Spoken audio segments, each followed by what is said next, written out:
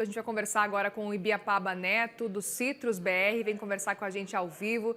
Muito bem-vindo aqui no CNN Money mais uma vez, uma boa tarde para você. É um prazer estar com vocês de novo. O prazer é nosso em te receber. Gostaria muito de saber, antes de mais nada, como é que vocês estão lidando agora com as últimas atualizações, agora com a informação de que suco de laranja, por exemplo, está naquela lista enorme ali de exceções, de 700 exceções, porque poderia ser pior, né? A gente vê carne, vê café, por exemplo, que nesse momento não estão nessa lista de exceções. Como é que vocês encararam essas atualizações? Respirando aliviado, né? Com certeza. A gente estava extremamente preocupado aqui, Muriel, porque seria assim, seria um efeito terrível sobre o setor. É como a gente pensar numa super safra que se assolaria sobre o mercado com uma receita muito menor, porque você perderia esse destino que é tão importante, que é os Estados Unidos, sobraria praticamente Europa e alguns destinos um pouco menores ali, como China e Japão, em que, em termos de volume, não se comparam ainda com os Estados Unidos. E com muita laranja aqui no Brasil que ficaria sem destino. Então, isso, sem sombra de dúvida, tirou o setor de um lugar muito ruim e agora nos coloca de novo numa rota mais ou menos dentro do normal, considerando que ainda temos uma tarifa de 10% sobressalente, num período que houve aí uma degradação importante de preços do suco de laranja, tomando a Bolsa de Nova York como referência, desde o começo do ano, justamente por conta de uma safra maior aqui no Brasil. Então, para a gente junta 10% de tarifa, mais uma degradação de preço aí que está em torno aí de 40%, 50% em relação ao que era no ano passado, mas ainda assim muito melhor do que a tarifa de 50%. Eu queria também ouvir um pouco mais. A gente sabe da história que o Brasil tem com relação a essa exportação de suco de laranja para os Estados Unidos, que não é de agora, estamos falando aí de muitos anos. E eu queria que você relatasse para a gente um pouco sobre essa relação, como que ela foi crescendo, como que ela foi se aprofundando e como a gente vê nesse momento os Estados Unidos realmente dependentes do suco de laranja do Brasil. E são alguns tipos diferentes, né, de suco de laranja, porque é congelado. A gente viu, inclusive, na lista de exceções ali, Donald Trump contemplou vários tipos diferentes ali de suco de laranja. Pois é, você tocou num ponto interessantíssimo, Muriel, porque o que acontece? A relação Brasil-Estados Unidos no mercado de suco de laranja, ela tem diversas camadas. A primeira delas é o Brasil como fornecedor. Então, ali no final dos anos 70, começo dos anos 80, o Brasil exportava suco de laranja para os Estados Unidos, foi crescendo ao longo dos anos, se tornando ali o maior fornecedor. Sempre de uma maneira, naquele período ainda, uma maneira quase como uma competição com a Flórida, que era a grande referência de produção de suco de laranja para o mundo. Isso até meados ali da primeira década agora dos anos 2000, depois de 2010, por ali, em que o greening, que é uma doença importante, começou a dar efeitos lá sobre a produção da Flórida. E aí ela caiu exponencialmente nos últimos 15 anos, de 150 milhões de caixas para 11 milhões de caixas, e isso fez com que essa dependência brasileira crescesse, a ponto da gente ser responsável hoje por 56% do consumo americano e 70% das importações deles. Bem, a outra camada é a questão do investimento. Nesse período, o Brasil investiu muito também nos Estados Unidos. Então, hoje existem fábricas, tem terminais portuários, você tem fazendas, você tem uma série ali de investimento de dinheiro brasileiro que está lá. Então, isso também conta e também contou nesse balanço que o governo americano fez, porque um dos pilares do governo é justamente trazer investimento estrangeiro e americano para o solo dos Estados Unidos. Então, você colocar essa penalidade grande em empresas que já investem lá há décadas, pelo menos 30 anos, seria um sinal muito ruim. Então, por isso a gente acredita que o setor ficou de fora. Perfeito. Eu até aproveito para perguntar como é que vocês estão enxergando agora essa parceria, olhando para o futuro, levando em consideração essa relação um pouco mais estremecida aí Brasil, Estados Unidos, diante desse cenário, com tantos setores de fora, apesar do suco de laranja estar incluído agora. Eu acho que todo mundo, Muriel, agora quer ver chegar a famosa estabilidade institucional. O Brasil é um país que é parceiro dos americanos desde da Segunda Guerra, para ser um parceiro próximo dos americanos, seja em termos de investimento, parcerias militares, enfim, tem aí uma longa história aí de países com interesses complementares. É bem verdade, a gente é concorrente também em muitas coisas deles, em muitos mercados, e não tem problema nenhum nisso. O que a gente precisa agora é encontrar uma maneira de que a gente se adeque a essa nova ordem mundial em que o multilateralismo parece que perdeu bastante espaço para essas negociações mais bilaterais, e aí o Brasil vai ter que se encontrar nesse caminho, e a gente espera que em algum momento as exceções não sejam mais necessárias. É claro que a gente comemorou muito o fato do suco de laranja estar na exceção, mas vai ser muito melhor quando a regra for a inclusão de produtos brasileiros, porque isso, no final das contas, vai dar mais previsibilidade.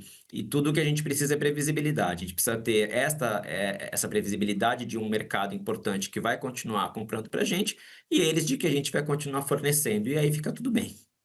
Perfeito. E aí aproveito também para te perguntar, diante desse cenário que a gente está acompanhando, Ibiapaba, o que vocês têm visto com relação às movimentações feitas pelo governo federal que vocês poderiam acreditar, talvez, aí a esse acordo, esse avanço que vocês viram com relação ao governo dos Estados Unidos? A gente pode falar que a gente viu várias reuniões sendo feitas, inclusive por Geraldo Alckmin. A gente pode falar que vocês perceberam que existiu um esforço por parte do governo ou não? Como é que vocês encararam nesse momento as reuniões feitas por senadores lá nos Estados Unidos? Como é que vocês encararam também as movimentações feitas por empresários também? Você acredita que agora está funcionando e essa relação de negociação mesmo com os Estados Unidos está melhor nesse sentido, depois do que aconteceu?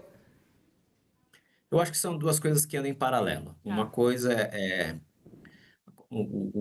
são as conversas que a gente teve aqui com o governo brasileiro, que sempre foi bastante prestativo em relação a ouvir os setores, ouvir o setor de suco de laranja, se colocou à disposição caso fosse necessário um socorro, e por pouco não foi necessário um socorro, e aí nesse ponto o ministro Favaro, o ministro Haddad, vice-presidente Alckmin sempre se colocaram à disposição para ouvir, para tentar encontrar os meios. Então, acho que isso foi muitíssimo importante. Participamos de todas as discussões, enfim. Então, isso acho que foi uma agenda bem construída. Outra coisa foram as interações feitas via Estados Unidos entre o setor que está lá com seus investimentos, junto com uma indústria de bebidas que é extremamente estruturada nos Estados Unidos e que tem ali uma história importante de investimento brasileiro lá também, além de uma proteção para as empresas americanas que dependem ali do suco de laranja como fornecedor. Então, acho que são duas coisas que aconteceram em paralelo, as duas são bastante importantes. O que eu acredito que, em algum momento, essas duas coisas elas vão se encontrar. Nós teremos uma normalidade institucional, assim que o governo conseguir avançar um pouco mais nas suas tratativas com o governo americano, e a gente deixa de ser exceção. E aí a gente passa todo mundo, acho que integrar uma tarifa, aí, se Deus quiser, de 10% ou menos. O ideal é que não existam essas tarifas, mas aí é uma coisa que depende do governo americano, não do governo brasileiro. Perfeito. E aproveito também, olhando para esse cenário, se vocês acreditam que diante das negociações, diante das discussões, vai ser possível, talvez, livrar alguns outros setores, já que aí tivemos aí 700 e poucas exceções, talvez vocês percebem, pelo que vocês estão acompanhando aí nas negociações, que outros setores talvez consigam, pelo menos aí nos próximos dias, talvez também essa exceção, ou vai ser difícil diante dessa dificuldade de negociar?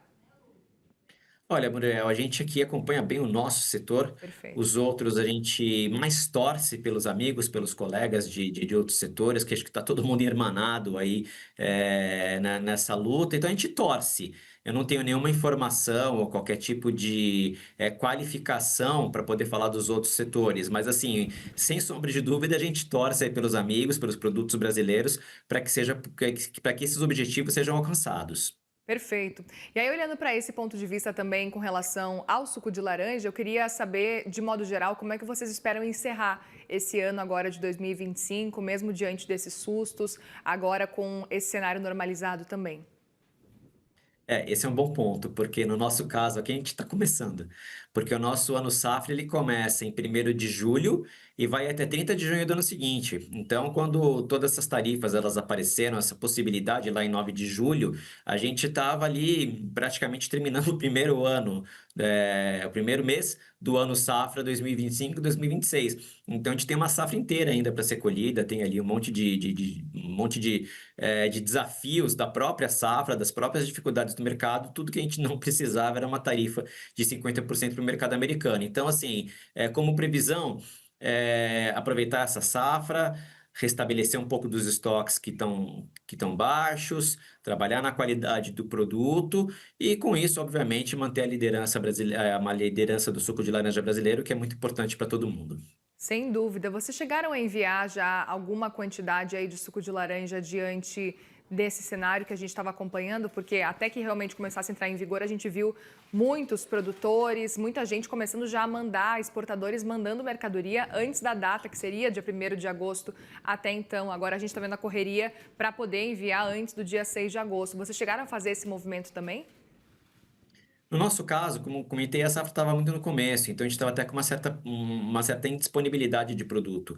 O suco de laranja, para que ele esteja disponível, você precisa ali de algumas condições um pouco mais específicas, né? A gente tem um estoque que a gente deve anunciar daqui a alguns dias de suco de laranja, que certamente está baixo, a gente ainda não tem o número, mas muito provavelmente deve ser um dos mais baixos aí dos últimos anos.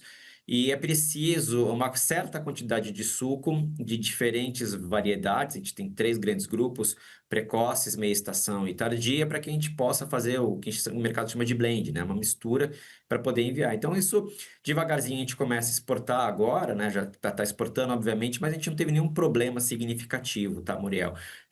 E a exportação ela deve pegar tração agora a partir do próximo mês, agosto, né, que a gente já está, setembro, outubro, a gente deve ter um pouco mais de força na exportação, justamente pelo aumento da disponibilidade de produto.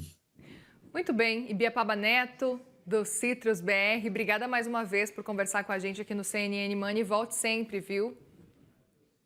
Obrigado, é sempre um prazer falar com vocês, a gente está à disposição aqui. Obrigada, uma boa tarde aí para vocês e boa semana também.